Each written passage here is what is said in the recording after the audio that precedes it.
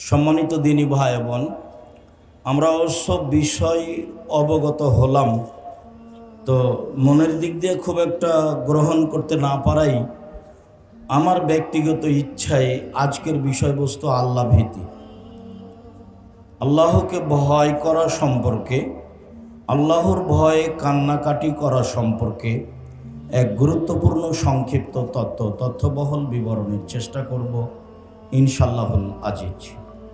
সম্মানিত দিনী ভাই বোন, আল্লাহকে ভয় করা বিষয়টি নির্ভর করে আল্লাহকে জানার ওপরে। যে যেমন আল্লাহকে জানবে সে তেমন আল্লাহকে ভয় করবে, এ কথাই ঠিক।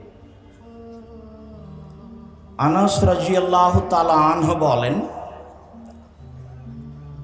রাসূল সাল্লাল্লাহু আলাইহি ওয়াসাল্লাম একদা আমাদের সামনে বক্তব্য দিলেন। এমন বক্তব্য দিলেন, মা সামিতু মিসলাহা কাত্ত। এরকম বক্তব্য রাসূলের মুখ থেকে আমরা জীবনে কোনোদিন শুনিনি। এক ভিন্ন ধরনের বক্তব্য পেশ করলেন। তাতে তিনি বললেন, লাউ তা'লামুনা মা আলামু লা বাকাইতুম কাসীরা ওয়া লা যাহিকতুম কালিলা। তোমরা যদি আল্লাহকে জানতে আমি যেমন জানি, তোমরা যদি আল্লাহকে চিনতে আমি যেমন চিনি, তোমরা যদি আল্লাহকে জানতে আমি যেমন জানি, তোমরা যদি আল্লাহকে চিনতে আমি যেমন চিনি, লা বাকাইতুম কাসীরা ওয়া লা যাহিকতুম কালিলা, তাহলে তোমরা বেশি বেশি কাঁদতে, কম কম হাসতে। হাদিস তো বুখারী মুসলিম। তো আমাদের তো জীবন আনন্দের সাথে আর বিরোধিতা আর গালিমন্দর সাথে। যারা আলেম ওলামা তারাও তো আলহামদুলিল্লাহ বেশ সময় আসলে সুন্দর করে মন ভরে বলে নেন। তা আসলেই কি আমরা আল্লাহকে চিনি? এটা কেমন হয়? রাসূল সাল্লাল্লাহু আলাইহি ওয়াসাল্লাম বলেন, আল হায়া ওয়াল ঈমান করনা জামিয়া। লজ্জা এবং ঈমান একসাথে আছে, একসাথে লেগে থাকে লজ্জা এবং ঈমান। এদা রফিয়া আহাদুহুমা রফিয়াল আখার। একটা উঠিয়ে দেওয়া হলে একটা চলে গেলে আরেকটা এমনিতেই চলে যায়। লজ্জা যখন থাকে না, ঈমান তখন থাকে না। ঈমান যখন থাকে না, লজ্জা তখন থাকে না। তো ঈমান কি? আল্লাহ তাআলা বলেন, ওয়াল আসর, কালের কসম, ইন্নাল ইনসানা লাফি খুসর, নিশ্চয় মানুষ ক্ষতির মধ্যে। তো আল্লাহ বললেন কালের কসম, নিশ্চয় মানুষ ক্ষতির মধ্যে। কালের কসম করেই বললেন মানুষ ক্ষতির মধ্যে। কালের কসম মানে তোমার বয়সটা ঠিক এইভাবে পার হচ্ছে, কাল যেমন পার হয়ে চলে যাচ্ছে। এই কথাটাকে আল্লাহ রাসূল বলছেন, আদ-দুনিয়া মুদবিরাতুন ওয়াল আখিরাতু মুকবিলাতুন। পৃথিবী তোমাকে পিঠ দেখিয়ে পালিয়ে যাচ্ছে, আর পরকাল তোমার দিকে মুখ দেখিয়ে ধাওয়া করে আসছে। তো যে পালিয়ে যায় তার মুখ দেখা যায় না পিঠ দেখা যায়? পিঠ দেখা যায়। আর যে আসে তার মুখ দেখা যায়। আল্লাহ রাসূল বলছেন, আদ-দুনিয়া মুদবিরাতুন। পৃথিবী আপনাকে পিঠ দেখিয়ে, পিছন দেখিয়ে পালিয়ে যাচ্ছে। ওয়াল আখিরাতু মুকবিলাতুন, আর পরকাল তোমার দিকে ধাওয়া করে আসছে। কালের কসম, কত জোরে যাচ্ছে, কত জোরে আসছে। আমাকে পিছন দেখিয়ে পালিয়ে যাচ্ছে, কত জোরে যাচ্ছে। পরকাল আসছে, ও কত জোরে আসছে। তো সূর্যের আলো যত জোরে আসে তত জোরে আসছে। ইল্লাল্লাযীনা আমানু, তবে যারা ঈমান এনেছে। ঈমান এনেছে মানে আল্লাহকে বিশ্বাস করেছে, মানে আল্লাহকে চিনেছে, জেনেছে। ওয়ামিলুস সালেহাত, আর সৎ আমল করেছে। সব আমল সৎ নয়। কেউ মাজারে 10 টাকা দিল, সেটাও আমল। কেউ মসজিদে 10 টাকা দিল, সেটাও আমল। তো সৎ আমল কোনটা? যদি আল্লাহ তাআলা বলতেন যে ঈমান আনলো আর আমল করলো, তাহলে কথা শেষ ছিল। কিন্তু বললেন যে ঈমান আনলো এবং সৎ আমল করলো। আমল ওই সময় সৎ যখন আমল রাসূল সাল্লাল্লাহু আলাইহি সাল্লামের নিয়মের সাথে মিল খাবে। পাগড়ি যত বড়ই হোক, জুব্বা যত বড়ই হোক, আলখাল্লা যত বড়ই হোক, ক্ষমতা যতই থাক, দাপট যতই থাক, আমল যদি রাসূলের নিয়মের সাথে মিল না খায়, তাহলে সে আমল বাতিল হবেই। এটা কাউকে বলা লাগবে না। ওয়ামিলুস সালেহাত, শতামল করলো। ওয়াতাওয়াসাউ বিল হককে, পরস্পরে হকের উপদেশ দিল, মানে দাওয়াত দিল। ওয়াতাওয়াসাউ বিস সবর, এবং পরস্পরে ধৈর্যের উপদেশ দিল। মানুষ ধৈর্য শব্দ জানে, কিন্তু ধৈর্য মানে এ কথা নয়। ধৈর্য হয়ে গেছে ঘোড়ার ডিম। সবাই বলে ঘোড়ার ডিম, কিন্তু কেউ দেখেনি। ধৈর্যের কথা সবাই বলে, কিন্তু ধৈর্য কি জিনিস তা কেউ বাস্তবায়ন করে না। একজনের রিক্সা আর একজনের রিক্সার সাথে লেগে গেলে একবারে মন ভরে গালি দিয়ে নেয়, সেও বলে ধৈর্যের কথা। যারা দিন ধর্ম প্রচার করে তারাও ধৈর্যের উপরে বক্তব্য দেয়। তারপরে সুযোগ আসলে ঠিকই যা মনে চাই বলে নেই। ধৈর্য কি জিনিস? পরস্পরে ধৈর্যের উপদেশ দেই। সবটাই যখন আল্লাহকে জেনে হবে তখন সহজ হবে। কেননা তখন সে কাঁদতে শিখবে, বুঝতে শিখবে। আল্লাহ তাআলা বলেন, ওয়াখিরুনা লিল আযকানি ইয়াবকুনা ওয়া ইয়াজিদুহুম খুশুয়া। পৃথিবীর বহু মানুষ আল্লাহর ভয়ে কেঁদে মাটিতে লুটিয়ে পড়ে, আর তার কান্নার শব্দ যখন কানে যায় তখন তার ভয় ভীতি, আল্লাহ ভীতি আরো বেশি হয়ে যায়। পৃথিবীর বহু মানুষ কান্নাকাটি করছে, করে মাটিতে লুটিয়ে পড়ে। আমি আর আপনি কান্নাকাটি করি না, এর অর্থ এই নয় যে কেউ কাঁদে না, এটা নয়। পৃথিবীর বহু মানুষ আল্লাহর ভয়ে কেঁদে মাটিতে লুটিয়ে পড়ে, এবং তার কান্নার শব্দ যখন তার কানে যায় তখন তার ভয় ভীতি আরো বেশি হয়ে যায়। উকবা ইবনে আমের রাদিয়াল্লাহু তাআলা আনহু বলেন, রাসূল সাল্লাল্লাহু আলাইহি ওয়াসাল্লাম বলেছেন, মান তাওয়াজ্জা ফাহসানাল ওযুয়া। কেউ যদি ওযু করে, সুন্দর করে ওযু করে, ওয়াসাল্লা রাকাতাইন, তারপরে 2 রাকাত সালাত আদায় করে, মুকবিলান আলাইহিমা বিকলবিহি ওয়া ওয়াজহিহি, মনে প্রাণে ভয় ভীতি নিয়ে, আল্লাহর ভয় মনে নিয়ে, মনে প্রাণে আল্লাহর ভয় ভীতি নিয়ে, আল্লাহকে জেনে শুনে যদি 2 রাকাত সালাত আদায় করে, ওয়াজাবাত লাহুল জান্নাহ, সে জান্নাতে যাবেই। এই কথাটা আরো সময়ে সময়ে আসবে। আল্লাহকে জেনে বুঝে কান্নাকাটি করা, এর ফল কি?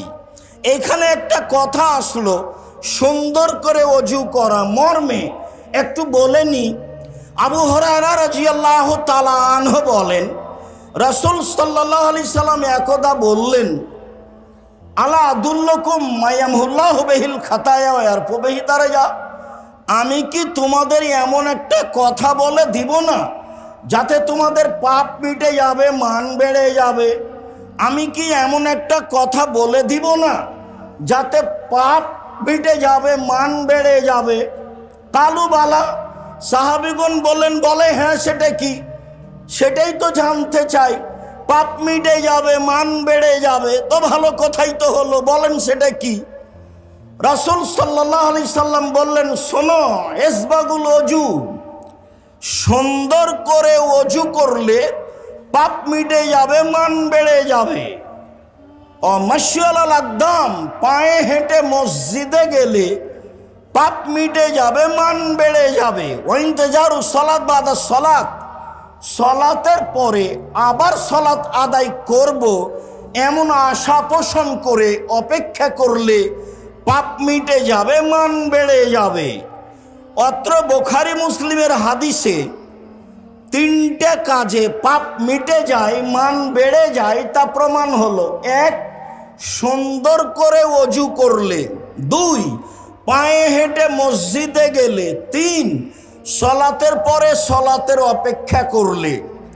অনুরূপী আরেকটি হাদিস, আব্দুল্লাহ ইবনে আব্বাস রাদিয়াল্লাহু তাআলা আনহু বলেন, রাসূল সাল্লাল্লাহু আলাইহি ওয়াসাল্লাম বলেছেন, আল্লাহ তাআলা বলেন, মুহাম্মদ হাল তাদরি ফিমা ইয়াক্তাসিবুল মালাউল আলা, মুহাম্মদ আপনি কি বলতে পারেন উপরে কি নিয়ে হইচই হচ্ছে? আল্লাহ আমাদের নবীকে ডাকেন মুহাম্মদ বলে, জিবরাইল আমাদের নবীকে ডেকেছেন মুহাম্মদ বলে, সাহাবীগণ নবীকে ডেকেছেন আল্লাহর রাসূল। আল্লাহ রাসূল যাবেন, আল্লাহ রাসূল করবেন, আল্লাহ রাসূল খাবেন, আল্লাহ রাসূল আমাকে বললেন। সাহাবীগণ বলেছেন আল্লাহর রাসূল, আর আল্লাহ বলেছেন মুহাম্মদ, জিবরাইল ডেকেছেন মুহাম্মদ। আর ভারত, বাংলাদেশ, পাকিস্তানের লোকেরা বলে হুজুরে পাক সাল্লাল্লাহু আলাইহি সাল্লাম বলেছে। হুজুরে পাক ধর্ম সৌদি আরব থেকে বের হয়ে ইরাকে গেছে, ইরাক থেকে বের হয়ে ইরানে গেছে, ইরান থেকে বের হয়ে পাক ভারতে এসেছে, আস্তে আস্তে উল্টে গেছে অনেক অংশেই। যারা এই নিয়ে সমাজে চেষ্টা চালিয়েছে ধর্মের নামে, তারা ছিল সবাই তরিকাপন্থী, চিস্তি, বেদাতি, যার কারণে ধর্মের অনেকাংশই উল্টে গেছে। তারপরে তাদের ক্ষমতা ছিল 750 বছর, ওরা চলে গেল ইংরেজ থেকেছে দাপটে, ওদের সহযোগিতা অমুসলিমেরা ভালোই করেছে, আরও যারা করেছে। বঙ্কিমচন্দ্রের রাজসিংহ প্রমাণ করেছে, ইতিহাসটা প্রমাণ করেছে, চেপে রাখা ইতিহাসটা প্রমাণ করেছে কারা কি করেছে। ওরা চলে গেলে, ওদের সময় ছিল 190 বছর, ওরা চলে গেলে এই দেশের উপরে ক্ষমতা যারা প্রয়োগ করেছিল তারা ছিল শিয়াপন্থী, যার কারণে হক অনেক দূরে থেকে গেছে। আল্লাহ বলেন মুহাম্মদ, জিবরাইল বলেন মুহাম্মদ, সাহাবীগণ বলেন আল্লাহর রাসূল, আর আমরা বলি হুজুরে পাক সাল্লাল্লাহু আলাইহি সাল্লাম। তাহলে কোনটা চলবে? সাহাবীগণেরটা চলবে। জোর করে ধর্ম মানা যায় না। আল্লাহ বললেন, মুহাম্মদ বলতে পারেন উপরে কি নিয়ে হইচই হচ্ছে? কালা নাম। জি আমি বলতে পারি। ফিলকা ফারাত, পাপ কিসে মিটে যাবে এই নিয়ে হইচই হচ্ছে, পাপ কিসে মিটে যাবে?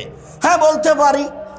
এক, ইসবাগুল ওযু, ভালো করে ওযু করলে পাপ মিটে যাবে। দুই, আল মাশিয়াল আল আকদাম, পায়ে হেঁটে মসজিদে গেলে পাপ মিটে যাবে।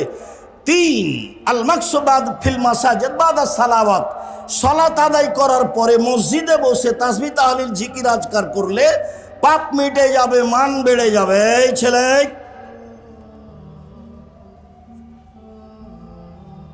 দয়া করে আমাকে কিছুক্ষণ কাজ দেখাবেন না।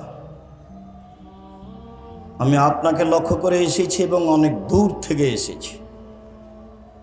দয়া করে আমাকে কিছু কাজ দেখাবেন না। আল্লাহ রাসূল এক গাধার উপরে উঠে আছেন, আর পিছনে আছেন মুআয ইবনে জাবাল।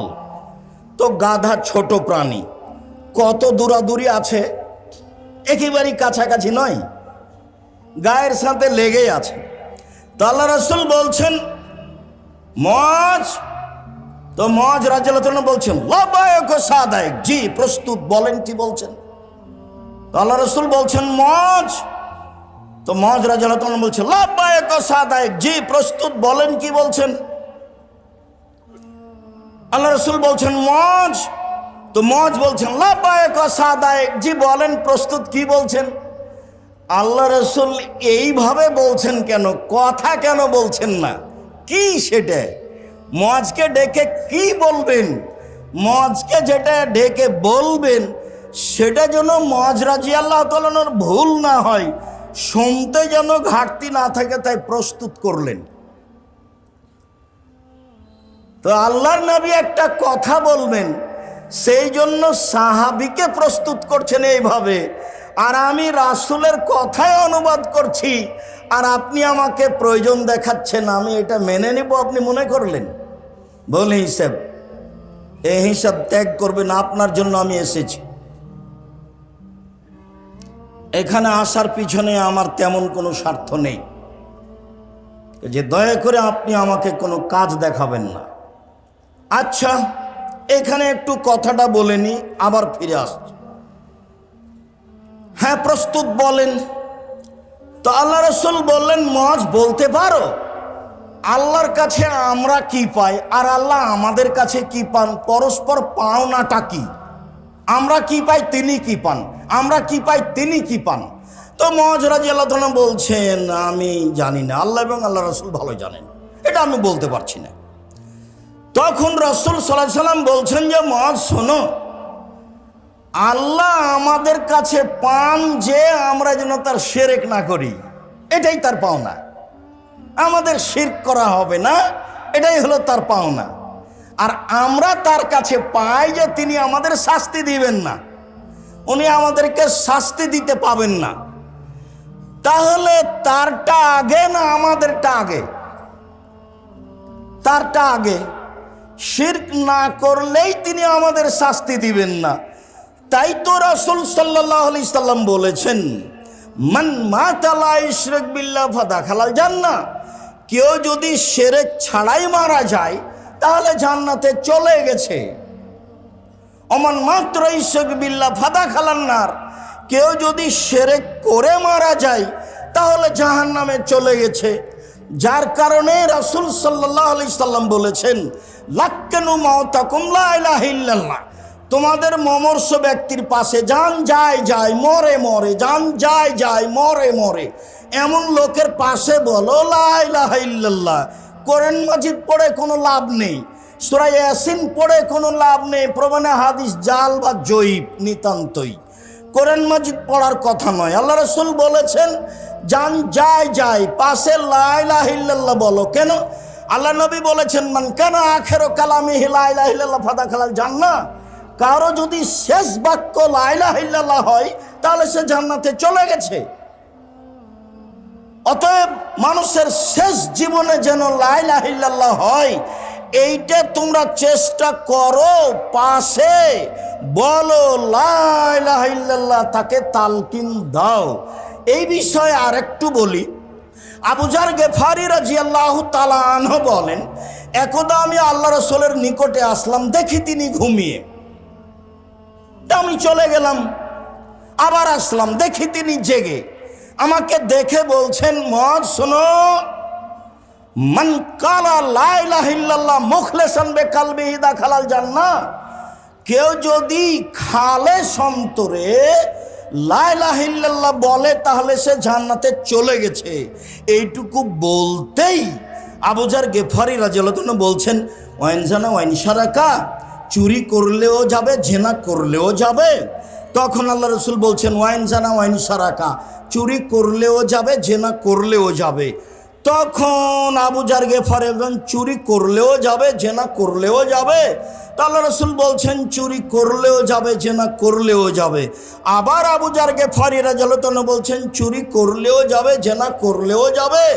তখন আল্লাহ রাসূল বলছেন আবু যার গেফারি তোমার নাকটা মাটিতে মিশে যাক, আমি বলছি যাবে, তুমি এভাবে বলছো কেন? তোমার নাকটা মাটিতে মিশে যাক। এটা বুখারী মুসলিমের হাদিস। আরেকটা বুখারী মুসলিমের হাদিস পড়ি, তারপরে এখানে একটা কথা আছে সেটা বলবো। আবু হুরায়রা রাদিয়াল্লাহু তাআলা আনহু বলেন একদা আল্লাহ রাসূল আমাদের মধ্য থেকে উঠে বাগানের দিকে যেতে লাগলেন। তো আমিও পিছে পিছে যাচ্ছি। একবার তিনি ঘুরে দেখে বলছেন, আবু হুরায়রা। আমি বললাম জি। তো আল্লাহ রাসূল হাঁটতে লাগলেন, আমিও হাঁটতে লাগলাম। বাগানে যে ভিতরে যেতে যেতে কিছু দূর যাওয়ার পরে আমাকে বলছেন, তুমি এখানে থামো, তুমি এখানে বস। তারপর তিনি যেতে লাগলেন। তো দেরি হয়ে গেল, বুঝতে পারি না আসছেন না কেন, কোথায়, কি ব্যাপার, কোনো সমস্যা নাকি। তারপর দেখছি ওই যে আসছেন, ওই যে আসছেন। যখন কাছাকাছি তখন তিনি বলছেন, চুরি করলেও যাবে, জেনা করলেও যাবে। আবার বলছেন চুরি করলেও যাবে, জেনা করলেও যাবে। আবার বলছেন চুরি করলেও যাবে, জেনা করলেও যাবে। এবার কাছাকাছি চলে এসেছেন। তখন আমি বললাম, আল্লাহর নবী, আপনি কার সাথে কথা বলছিলেন? কাউকে তো দেখতে পেলাম না। আপনি বলছেন যে এটা করলেও যাবে, এটা করলেও যাবে। আমি খালি মানুষ খুঁজছি, কে সে, কার সাথে কথা বলছে। কই, কাউকে তো দেখতে পাই না, কে বলছে, কার সাথে তিনি কথা বলছেন। তখন আল্লাহ রাসূল বলছেন যে, আবু হুরায়রা শোনো, জিবরাইল আমাকে বলছেন কেউ যদি খালে অন্তরে লা ইলাহা ইল্লাল্লাহ বলে তো জান্নাতে চলে যাবে। তখন আমি বলছি চুরি করলেও যাবে, জেনা করলেও যাবে। তো বলছেন যে চুরি করলেও যাবে, জেনা করলেও যাবে। যেহেতু এখন জিবরাইল এবং মুহাম্মদ সাল্লাল্লাহু আলাইহি সাল্লামের মাঝে কথা হচ্ছে, এই জন্য আবু হুরায়রা রাদিয়াল্লাহু তাআলা আনহু জিবরাইলকে দেখতে পাচ্ছেন না। হাদিস বুখারী মুসলিম। জিবরাইলকে মানুষ দেখতে পাবে না। আল্লাহ নবী বলছেন, আয়েশা, এই যে জিবরাইল তোমাকে সালাম দিল। আয়েশা রাদিয়াল্লাহু তাআলা আনহা বলছেন, ওয়ালাইহিস সালাম ওয়া রাহমাতুল্লাহ, তার উপরও সালাম, তার উপরে রহমত, শান্তি। তো আপনি তো দেখতে পান, আমরা তো দেখতে পাই না। আপনি বলছেন এই যে জিবরাইল তোমাকে সালাম দিল। তো আমি সালামের উত্তর দিলাম, আমি তো জিবরাইলকে দেখতে পাই না। আয়েশা রাদিয়াল্লাহু তাআলা আনহা বলেন, এক বিছানে তিনজন, আমি, জিবরাইল আর আল্লাহ রাসূল। তো আল্লাহ রাসূল জিবরাইলকে বুঝতে পারেন, দেখতে পান, আমি তো দেখতে পাই না। এখন তিনি বারবার বলছেন চুরি করলেও যাবে, জেনা করলেও যাবে। তো বলছেন তো তিনি জিবরাইলের সাথে কথা, আমি কি দিয়ে দেখতে পাবো? এটাও বুখারী মুসলিমের হাদিস। আগে ছিল জুবায়ের এবং আল্লাহ রাসূল, আর এখন হলেন আল্লাহ রাসূল এবং জিবরাইল। মনে হয় কথা স্পষ্ট হয়েছে। এখানে যে কথাটা আমি বলতে চেয়েছি সেটা হলো এই যে আরও যে বড় বড় পাপ আছে সেইগুলো আবু যার গেফারি রাদিয়াল্লাহু তাআলা আনহু বলছেন না কেন? শিরক সবচেয়ে বড় পাপ। বাপ মাকে অমান্য করা পৃথিবীর দ্বিতীয় মহাপাপ। মিথ্যে সাক্ষী পৃথিবীর তৃতীয় মহাপাপ।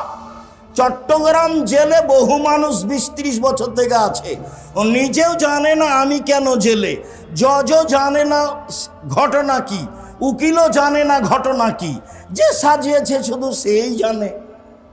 সাক্ষী তো জানে না, টাকা দিতে চেয়েছে তাই সাক্ষী দিয়েছে, ওরও জানা নাই।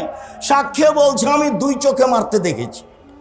যার কথা বলছে 2 চোখে মারতে দেখেছি, সে সেদিন রংপুরে ছিল, চট্টগ্রামে ছিল না।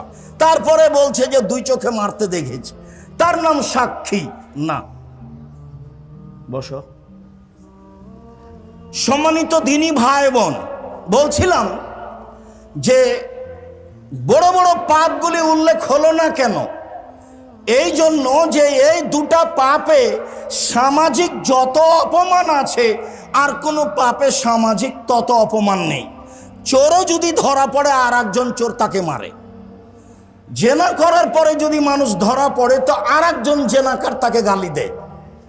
এই 2টা পাপ সমাজে খুব ঘৃণিত, যার কারণে বারবার উল্লেখ হচ্ছে। বলছিলাম আল্লাহ ভীতি। মহান আল্লাহ আমাদের নবীকে বলেন, বলছিলাম রাসূল সাল্লাল্লাহু আলাইহি সাল্লাম বললেন যে সুন্দর করে ওযু করলে, পায়ে হেঁটে মসজিদে গেলে, সালাতের পরে জিকির করলে পাপ মিটে যায়, মান বেড়ে যায়। এই কথা বলার পর আল্লাহ রাসূল বলছেন, মান ফালা হাদা আশাবে খাইরিন ও মাতাবে খাইরিন, যে এমন কাজ করলো তার মরে যাওয়া ভালো, তার বেঁচে থাকা ভালো। যে এমন কাজ করলো তার মরে যাওয়া ভালো, তার বেঁচে থাকা ভালো।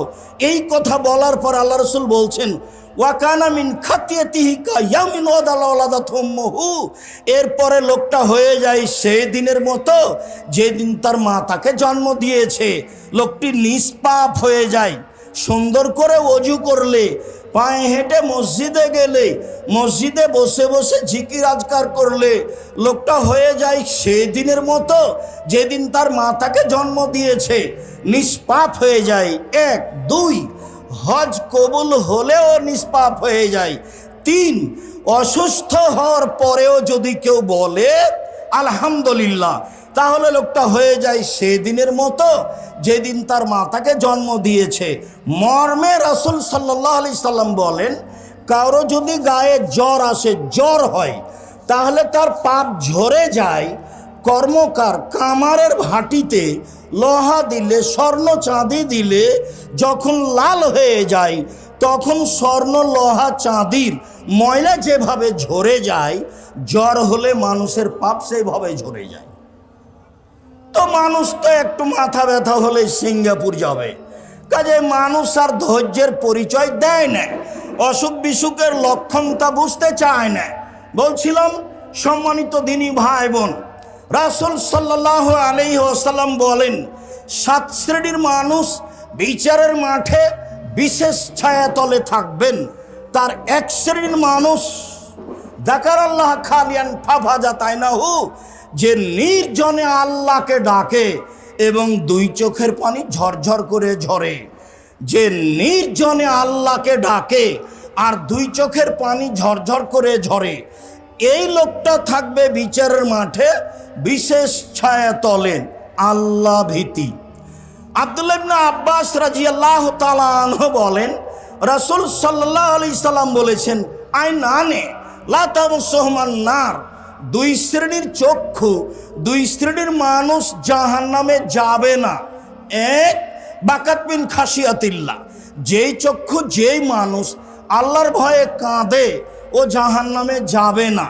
2 হারাসাত ফি সাবিলিল্লাহ, যেই চক্ষু যেই মানুষ আল্লাহর রাস্তায় পাহারা দেয়, দিন ধর্মের কাজে লেগে থাকে, ও জাহান্নামে যাবে না। আবু হুরায়রা রাদিয়াল্লাহু তাআলা আনহু বলেন, রাসূল সাল্লাল্লাহু আলাইহি সাল্লাম বলেছেন লাইয়ালাজান নারা রাজুলুন বাকামিন খাশিয়াতিল্লাহ হাত্তা ইয়ালাদাল লাবানু ফি দরে, গাভীর বাঁট ওলান থেকে চাপ দিয়ে দুধ বের করে ভিতরে ঢোকানো যায় না, যেমন আল্লাহর ভয়ে কাঁদে যে সে জাহান্নামে যাবে না তেমন। আবার বলি, গাভীর বান থেকে ওলান থেকে চাপ দিয়ে দুধ বের করে ভিতরে ঢোকানো যায় না যেমন, এইটা যেমন অসম্ভব, আল্লাহর ভয়ে কাঁদে যে তার জাহান্নামে যাওয়া তেমনি অসম্ভব। মুআবিয়া ইবনে হাওদা রাদিয়াল্লাহু তাআলা আনহু বলেন, রাসূল সাল্লাল্লাহু আলাইহি সাল্লাম বলেছেন সালাসু ওয়ুনিল লা তারাহুমান নার, 3 শ্রেণীর চক্ষু জাহান্নাম দেখবে না। 3 শ্রেণীর মানুষ জান্নাতে যাবেই। 3 শ্রেণীর মানুষ জান্নাতে যাবেই। 1 বাকাত মিন খাশিয়াতিল্লাহ, ওই চক্ষু ওই মানুষ যে আল্লাহর ভয়ে কাঁদে। 2 হারাসাত ফি সাবিলিল্লাহ, ওই চক্ষু ওই মানুষ যে আল্লাহ রাস্তায় পাহারা দেয়। 3 গাজাতান মাহারেমিল্লাহ, ওই চক্ষু যে বেগানা নারী অপর নারীকে দেখে চক্ষু নিচু করে, অপর নারীকে দেখে চক্ষু নিচু করে যে সে জান্নাতে যাবে। এই কথা মুহাম্মদ সাল্লাল্লাহু আলাইহি সাল্লাম বলেন। তিনি বলেন, পৃথিবীর মানুষ শুনে রেখো।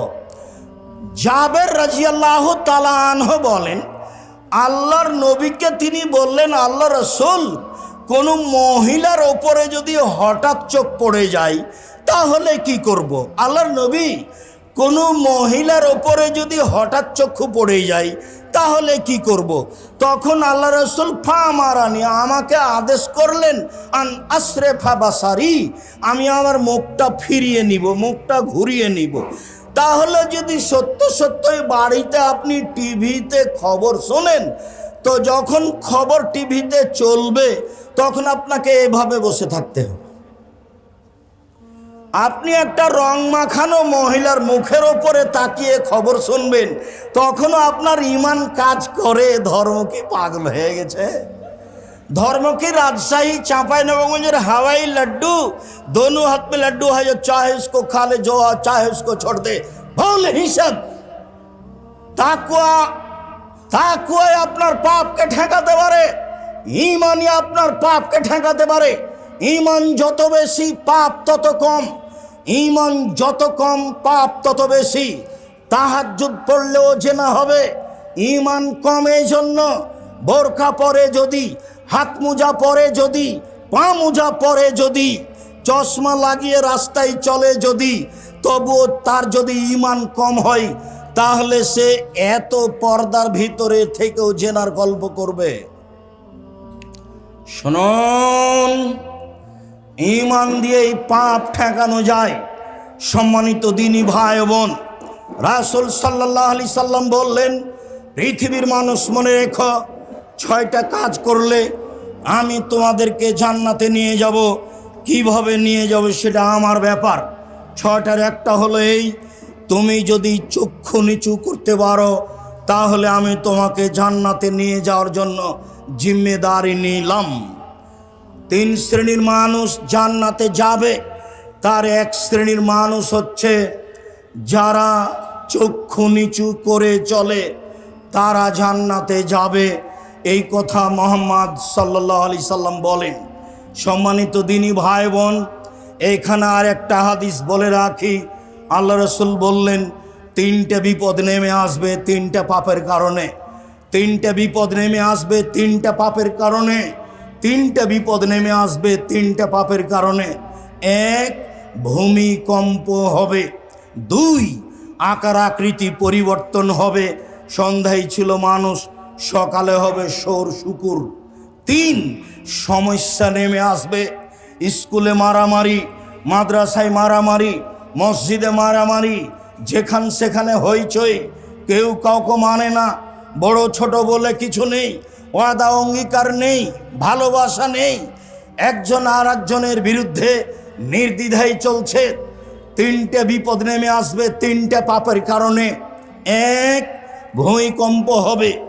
বিপদ 2, আকার আকৃতি পরিবর্তন হবে। সন্ধ্যায় থাকবে মানুষ, সকালে হবে সৌর বা বানর, শুকুর কা বানর। 3, সমস্যা নেমে আসবে। পাপ 3টা।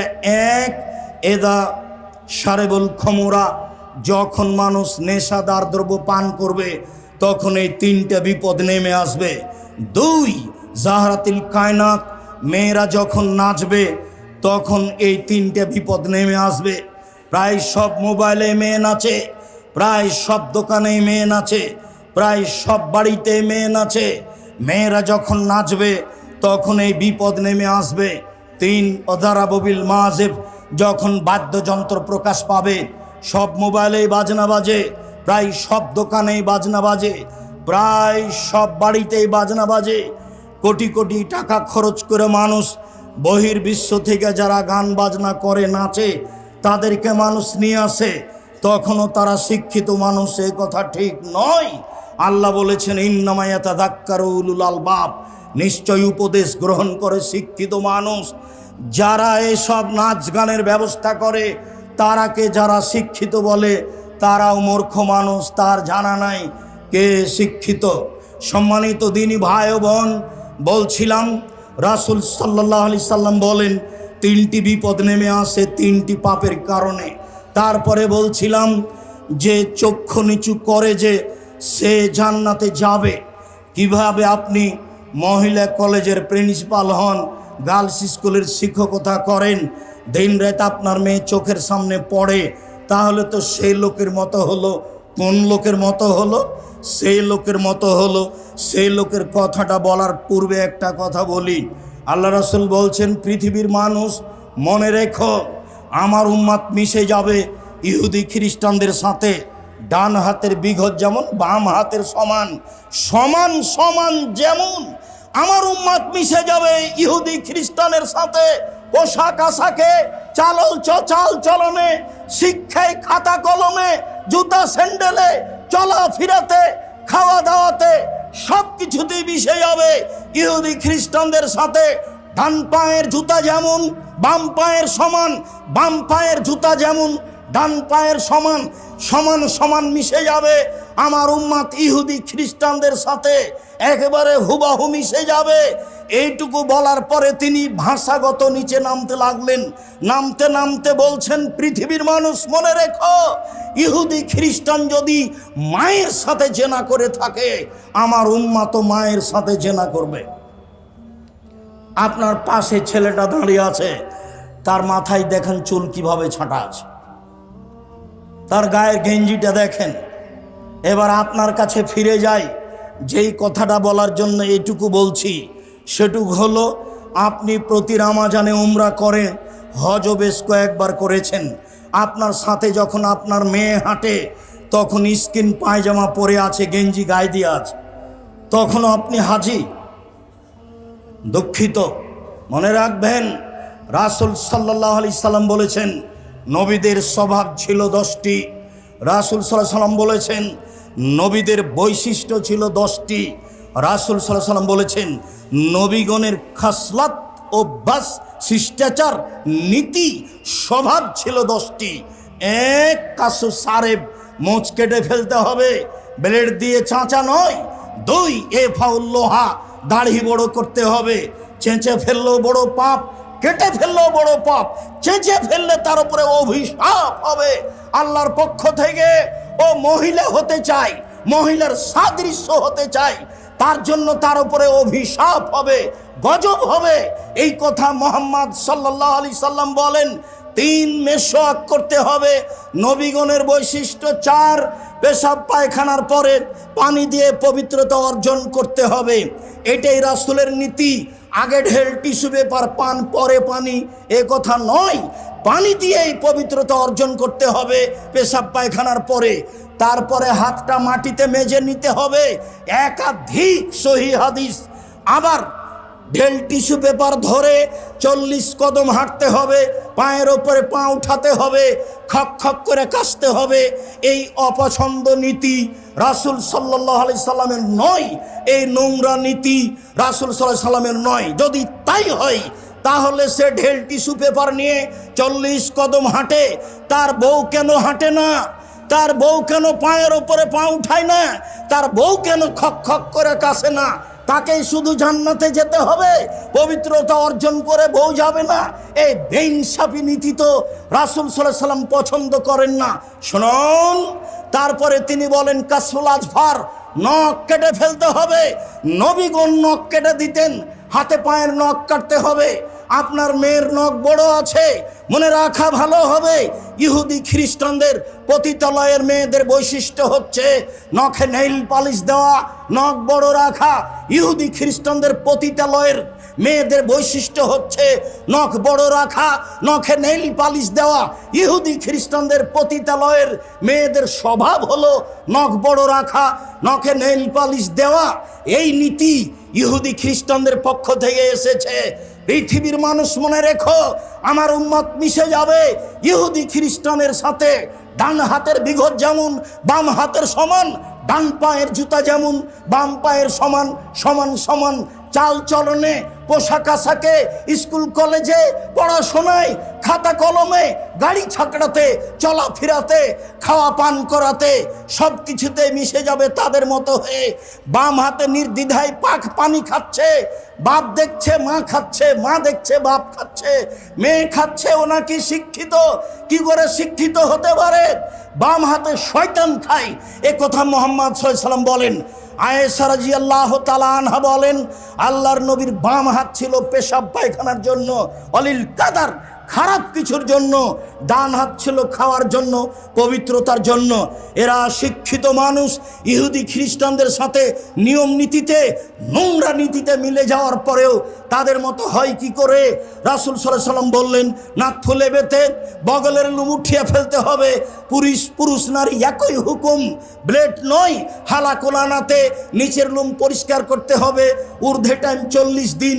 পুরুষ নারী একই হুকুম, যেভাবে সহজ, যেভাবে সম্ভব। নবীগণের বৈশিষ্ট্য এটাই।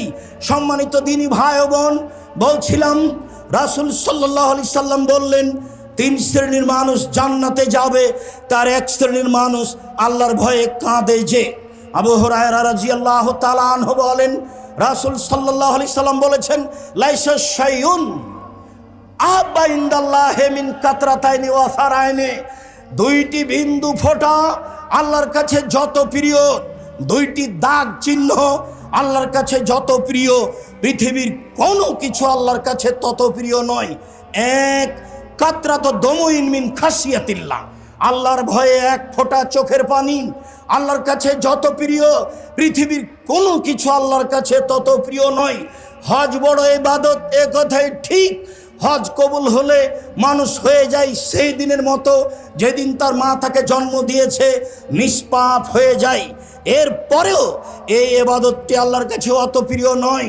1 ফোঁটা চোখের পানি আল্লাহর ভয়ে আল্লাহর কাছে যত প্রিয়। এরপরে আল্লাহ রাসূল বললেন যে 1 ফোঁটা গায়ের রক্ত যুদ্ধে নেমে গিয়ে কেটে গেছে, ফেটে গেছে, এই রক্ত আল্লাহর কাছে যত প্রিয়, পৃথিবীর কোনো কিছু আল্লাহর কাছে তত প্রিয় নয়।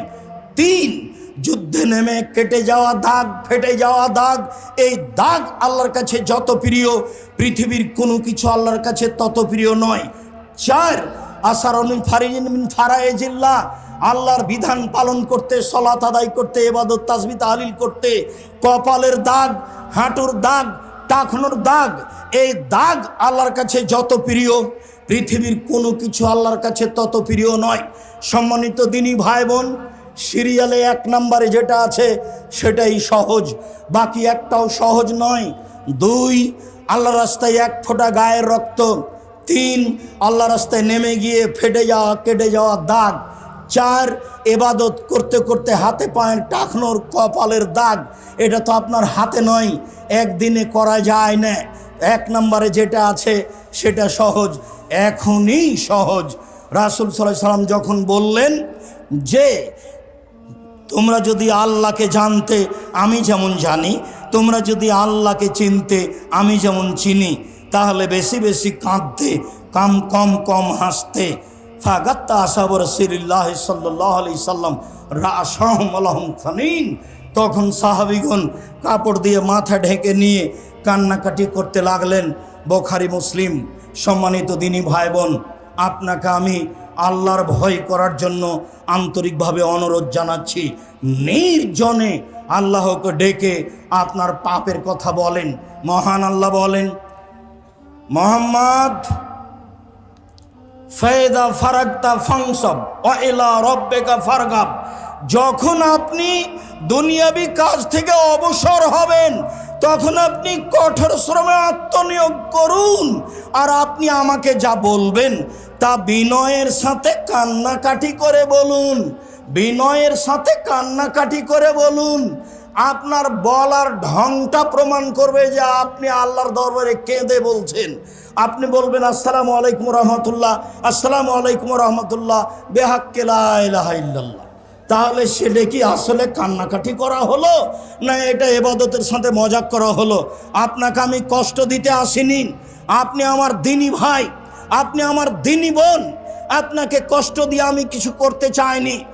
জাতির যদি রাস্তাঘাট করে দিতে না পারি, জাতির যদি স্কুল কলেজ করে দিতে না পারি, জাতিকে চূড়ান্ত সঠিক ধর্ম দিতে পারবো ইনশাআল্লাহ। ধর্মের ব্যাপারে জাতিকে ফাঁকি দিয়ে পরকাল হারাতে রাজি নই। অতএব এটা ইবাদত নয়। আল্লাহর দরবারে কান্নাকাটি বুঝাতে হবে, ভয় ভীতি বুঝাতে হবে, নিজেকে অপরাধী বুঝাতে হবে। তাহলে আপনি অপরাধী এবং পাপকে স্বীকার করেছেন, আল্লাহ তখন মাফ করে দিবেন।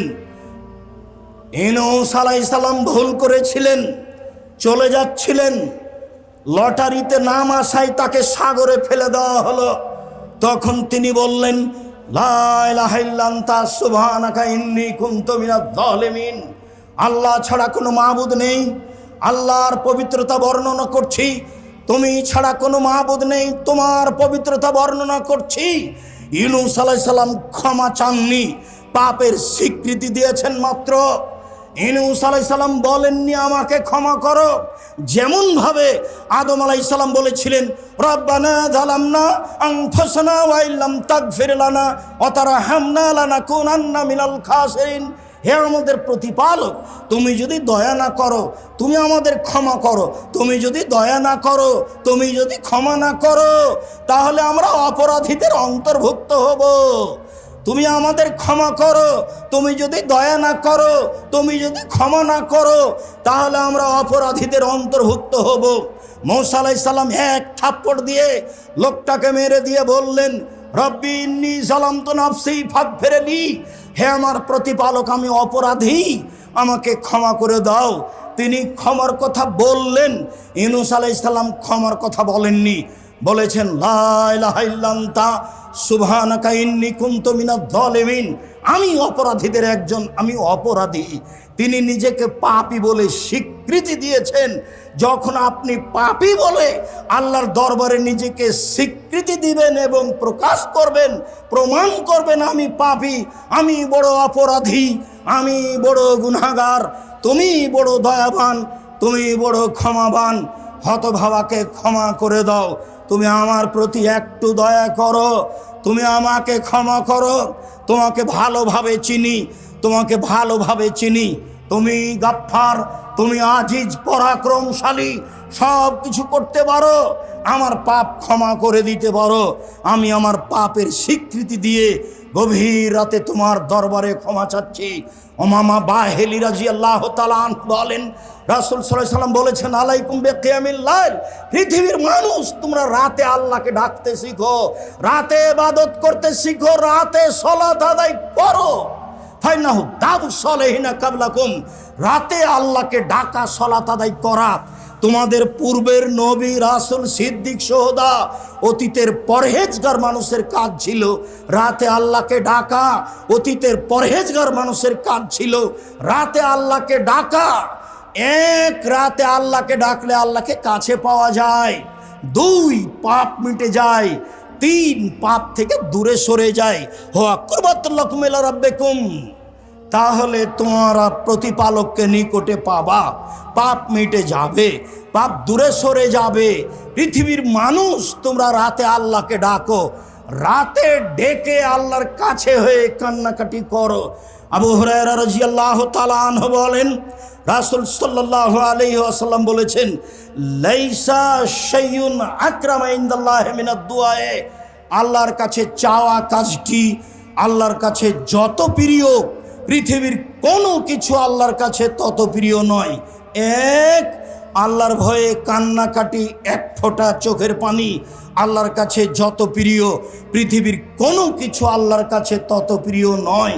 চাওয়া, বলা যে আমি পাপী, আমার একটু জমির ব্যবস্থা করো, এই কাজটা তার কাছে যত প্রিয়, পৃথিবীর কোনো কাজ আল্লাহর কাছে তত প্রিয় নয়। বরং মানলাম ইয়াসালিল্লাহ একদম আলাইহে, যে আল্লাহর কাছে চায় না তার উপর আল্লাহ অসন্তুষ্ট হন, যে আল্লাহর কাছে চায় না তার উপর আল্লাহ অসন্তুষ্ট হন। আল্লাহর গতিবিধি আর মানুষের স্বভাব দুটাই এক নয়। আল্লাহর গতিবিধি আর মানুষের স্বভাব দুটাই এক নয়। মানুষ, ধনী মানুষ, প্রতিবেশী গিয়ে বললেন, আমার ছেলের হাত ভেঙে গেছে, দয়া করে 10,000 টাকা দেন কর্জ, আমি ছেলেকে মেডিকেলে নিয়ে যাব, আপনি তো সবাকে দেন। তো বলবে কি করি, এখন তো টাকা পয়সা হাতে নেই। আচ্ছা ঠিক আছে, অন্তত 5,000 7,000 নিয়ে যাও। পরের দিন আবার গেছেন, যে আমার ভাগনার হাত ভেঙে গেছে, একটু 10,000 টাকা দেন। তো বলছে, তোর জন্য টাকা বানাই নাকি রে? এটা হলো মানুষের স্বভাব, গতি। আর এরকম কথা আল্লাহকে যত বলবেন তত খুশি, যত বেশি বলবেন তত খুশি। এটা তার গতি, এটা তার নীতি, এটাই তার গতি, এটাই তার নীতি। ওর কাছে চাইলে তিনি খুশি।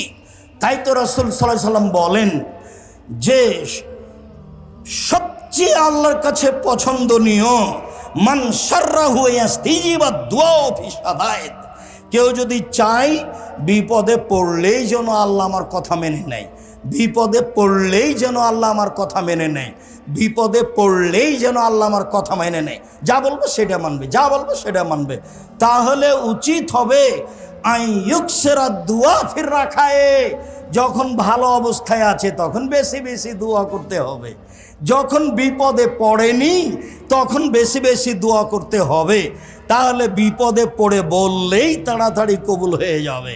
সম্মানিত দিনী ভাই বোন, আমার মনে হচ্ছিল অনেকক্ষণ আগেই সময় শেষ হয়ে গেছে, আমি পরিস্থিতি আঁচ করিনি, তারপরে বেশ কিছুক্ষণ বলে ফেললাম। আপনাকে আমি খুব ভালোবাসি, অনেক দূর থেকে এসেছি, যার কারণে মনে হয় পরিস্থিতিকে উপেক্ষা করে কিছু বলা হলো, মনে কিছু নিয়েন না।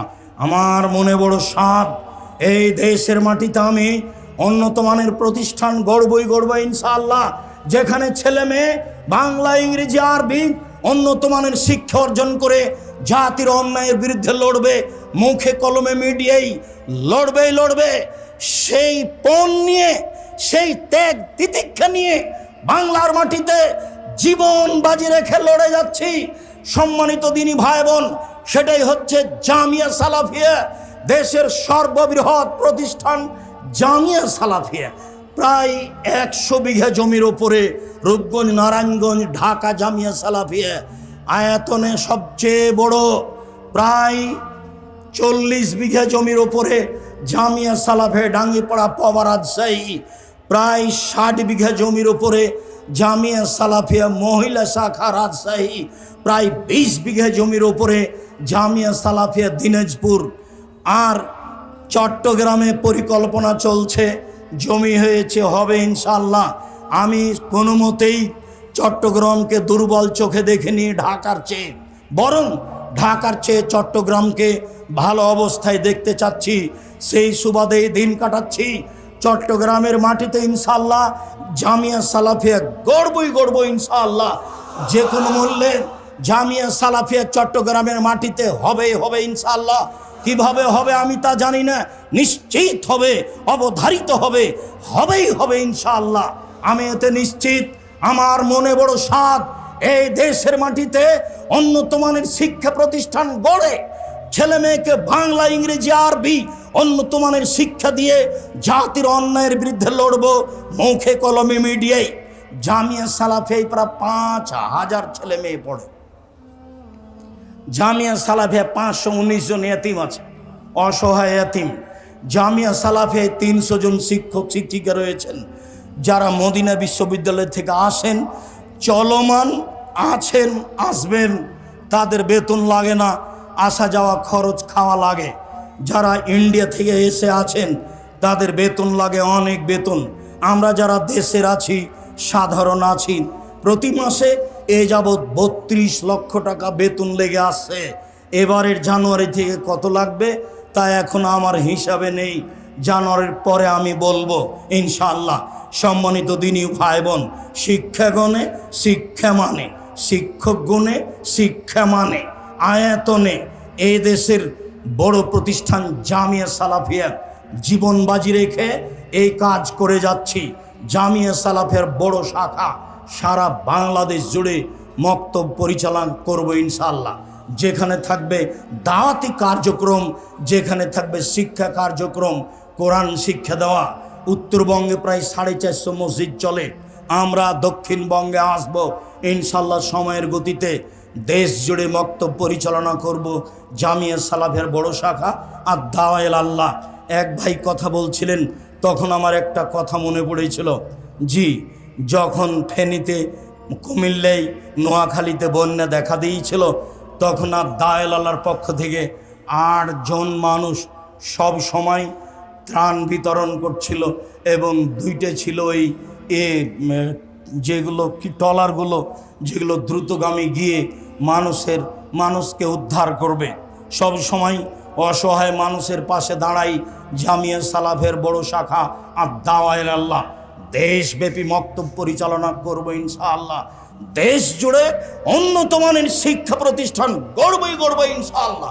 মর্মে জাতির কাছে যেটা দাবি রেখেছি, আপনার কাছে যেটা দাবি রেখেছি, সেটা হলো এই, একটু মুখে বলবেন আল্লাহ তুমি জামিয়া সালাফিয়া কবুল করো।